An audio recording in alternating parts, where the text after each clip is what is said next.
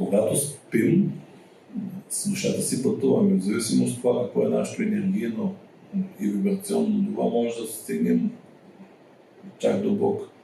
Когато сънуваме кошмари, ние сме в астрала, там където са ниските вибрационни нива на ниските духови и в зависимост от това, тогава много лесно влизат тези духови в нас. Ние отваряме вратичката, портала, в който може да влезем.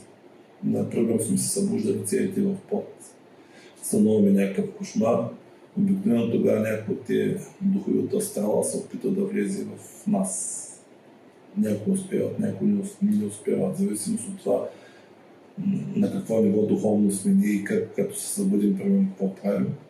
Примерно, като се събудиш на духче, да се успокоиш, да подишеш малко и тогава да се легнеш. Тогава той дори даже да е в тебе, като подишеш, ти го изкарваш, с водата го измиваш. Иначе другото е, събужда се целият пот, опитваш се да заспиш, не можеш да взимаш някакви антидепресанти и хапчета за сън, още повече ти пада вибрационното ниво, духа си влиза в тебе и почват неприятностите.